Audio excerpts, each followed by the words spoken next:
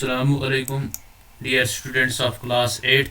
It's your mathematics. Today our topic is comparing quantities. It's exercise number 8.2 and question number 7 and 8. तो प्यारे बच्चों, आपके maths की जो एक्सरसाइज है 8.2 और चैप्टर का नाम कंपेयरिंग क्वांटिटीज़ है, इस एक्सरसाइज का हम क्वेश्चन नंबर 7 और 8 आज डिस्कस करने जा रहे हैं। तो प्यारे बच्चों, क्वेश्चन नंबर 7 क्या कहता है? A milkman sold 2 of his buffaloes for 20,000 each. On one he made a gain of 5% and on the other a loss of 10%. Find his overall gain or loss. Find CP of each. तो यहाँ पे question क्या कह रहा है हमें? Question number 7 क्या कहता है हमें कि एक मिल्कमैन है, एक दूध वाला है, वो अपनी दो भैंसें वो बेचता है। कितने में बेचता है? वो 20,000 रुपये में दोनों भैंसें वो बेचता है। ठीक है, तो पहली वाली भैंस पे उसने कितना मुनाफा कमाया? 5% का मुनाफा उसने पहली वाली भैंस पे कमाया, और दूसरी वाली भैंस पे उसको 10% नुकसान हुए। अब हमें बताना है कि ये दोनों भैंसें जो इसने बेची 40,000 में बेची, 5% फ़ायदा आया इसे और 10% नुकसान आया इसे। तो हमें बताना है अब ओवरऑल इसको जो ये दूध वाला है उसे फ़ायदा हुआ या कि उसे नुकसान हुआ। तो यहाँ पे हिंट है हमें कि पहले हमें इसकी जो दोनों फेलोज की जो है कॉस्ट प्राइस हमें निकालनी होगी। सेलिंग प्राइस हमें वहीं से दी हुई है, खरीदने की कीमत हमें निकालनी है, बेचने की कीमत वहीं से दी हुई है 20,000 रुपये। तो सॉल्यूशन में हम लिखेंगे SP ऑफ फर्स्ट बुफेलो। पहली वाली जो भैंस है उसकी बेचने की कीमत कितनी है? 20,000 रुपीज़। ठीक बात है। Gain on first buffalo 5% given. ठीक बात है। तो पहली वाली जो बुफेलो है इसके पास, पहली वाली जो ये भैंस है उसमें फ़ायदा कितना हुआ? इसे 5% का फ़ायदा हुआ। ठीक है, लेकिन ये किस पे हुआ? 20,000 पे 5% का ये कॉस्ट प्राइस पे। ठीक है, यहाँ पे 20,000 है सेलिंग प्राइस, इस पे नहीं, कॉस्ट प्राइस पे। हमें कॉस्ट प्राइस हमें पता नहीं है, वो हमें निकालना होगा। This means if CP is equal to 100। अब हम मान के चलते हैं कि अगर मान के चलते हैं इस दूध वाले ने अपनी भैंस कितने में लाई होगी? तब 100 रुपये में लाई होगी। ठीक बात है, हम मान के चलते हैं। Then SP is equal to 105 rupees. तो सेलिंग प्राइस, बेचने की कीमत इसकी कितनी हुई? 105 रुपये। ठीक बात है ना। 100% में इसने खरीदी, 105% में इसने ये बेची। ठीक बात है ना। तो 5% इसने मुनाफा कमाया। Cost price of first buffalo, पहली वाली जो भैंस है उसका कॉस्ट प्राइस, खरीदने की कीमत कितनी हो सकती है? Assumed cost price divide by assumed selling price into actual selling price. ठीक बात है। हम क्या कहते हैं यहाँ पे? एज्यूम्ड कॉस्ट प्राइस क्या है हमारा? 100 है, और एज्यूम्ड सेलिंग प्राइस क्या है? 105 है, इनटू हो गया एक्चुअल कॉस्ट प्राइस। ठीक बात है। तो यहाँ पे आप देख लीजिए, cost price of first buffalo is equal to assumed cost price means जो हमने फर्ज करके चले, हम मान के चले हम। ठीक है, वो कितने? 100 divide by assumed selling price, जो हमने मान के चले हम कि बेचने की कीमत कितनी है? 105 रुपये, इनटू हो गया 20,000।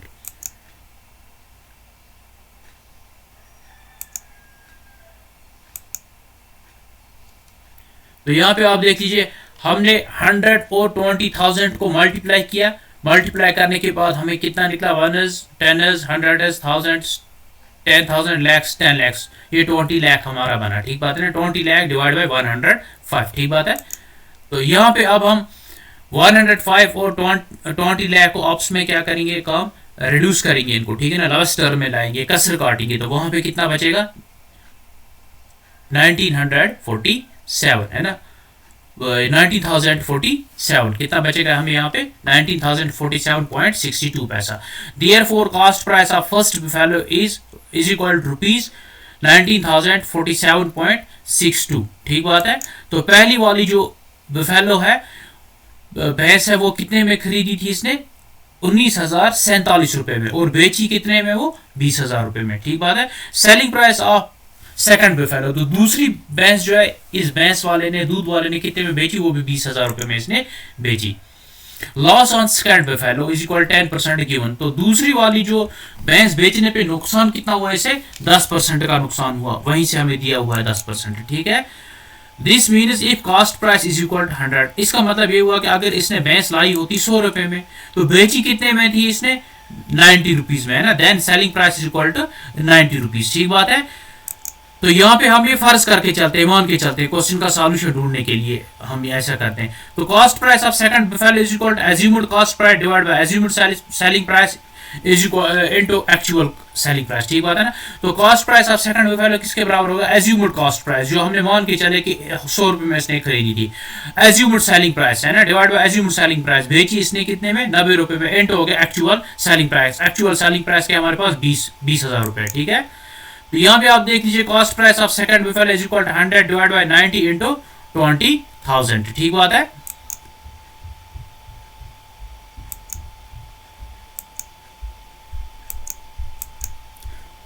तो हम इस नेक्स्ट स्टेप में क्या करेंगे? Cost price of second buffalo is equal to 100 और 20,000 को हम फिर से मल्टीप्लाई करेंगे डिवाइड बाय 90। ठीक है। वो 20 लाख बना, डिवाइड बाय हो गया 90। ठीक है।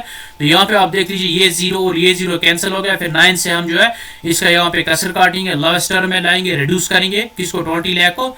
तो यहाँ पे cost price of second buffalo कितना बनेगा? 22,222.22 रुपीज। ठीक है ना। 22,222 रुपए और 22 पैसे में इसने दूसरी जो भैंस है वो खरीदी थी।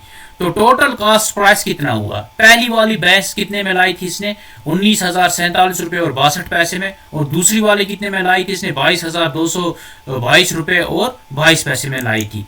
तो ये टोटल कॉस्ट प्राइस कितना बनता है? 41,269 रुपए और 84 पैसे है ना। टोटल सीपी है ना, दोनों का कॉस्ट प्राइस, खरीदने की कीमत, दोनों भैंसें कितनी में लाई थी तब इस दूध वाले ने? वो लाई थी उसने 41,269.84 रुपीज। ठीक बात है ना। 41,269 रुपए और 84 पैसे में लाई थी ये।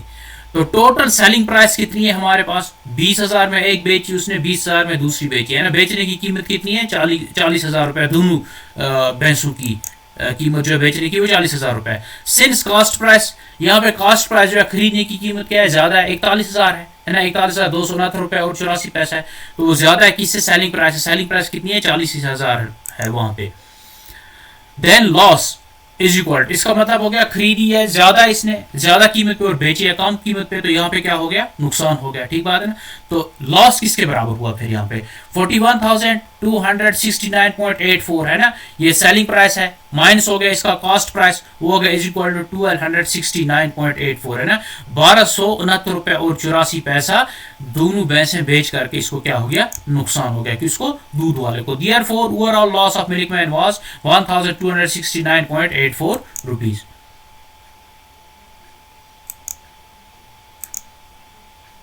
तो प्यारे बच्चों आप क्वेश्चन नंबर 8 देख लीजिए आप। The price of a TV is rupees 13,000। एक टीवी की कीमत क्या है? 13,000 रुपए है। The sales tax charged on it is at the rate of 12%। और जो इसकी जो सेल्स टैक्स है ना, जो इस पे टैक्स चढ़ाया गया वो कितना है? 12% है। Find the amount that Vinod have to pay if he buys it.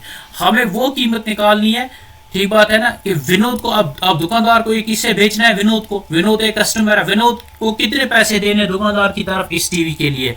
तो उसे देने कितने? एक 13,000 ये और 12% और एक्स्ट्रा देना है। ठीक बात है। तो ये दोनों 13,000 और 12% मिला के कितना पैसा बनेगा वो विनोद को देना पड़ेगा। तो यहाँ पे हम सॉल्यूशन लिखेंगे। Cost price of TV is equal to 13,000। ठीक है। टीवी की कीमत कितनी है? खरीदने की कीमत दुकानदार ने कितने में लाई है? वो 13,000 में टीवी लाई है उसने। तो sales tax is equal to 12% of cost price. Sales tax कितना बनेगा? इस कॉस्ट प्राइस का 12%, इस 13,000 का 12% बनेगा।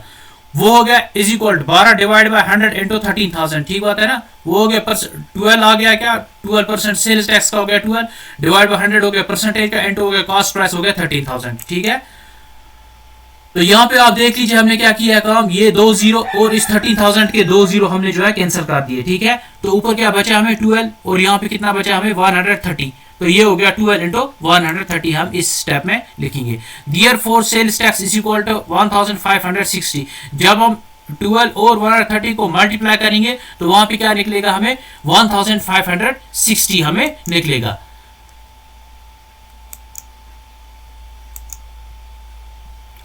Total cost price of TV including sales tax is equal to 13,000 plus 1,560 is equal to 14,560। लिहाजा जो टोटल कॉस्ट प्राइस है, जो टोटल पैसा जो है विनोद के लिए बनता है, दुकानदार ने बनाया, इसे कॉस्ट प्राइस और सेल्स टैक्स के 12% चढ़ा के वो कितना हुआ 13,000 और सेल्स टैक्स का 12% जो बनता है हमारे पास 1,560 है ना, 1560 रुपए। ये कितना बनता है 14,560 है ना, 14,560 रुपए अब इस टीवी की टोटल कीमत बनती है। Therefore Vinod will have to pay rupees 14,560। लिहाजा अब विनोद को ये टीवी खरीदने के लिए 14,560 रुपीस पे करना होगा। अब इस टीवी की कीमत कितनी बनी 14,560 रुपए, जो विनोद को अब दुकानदार की तरफ देना है और विनोद क्या अपना टीवी घर ले जाएगा।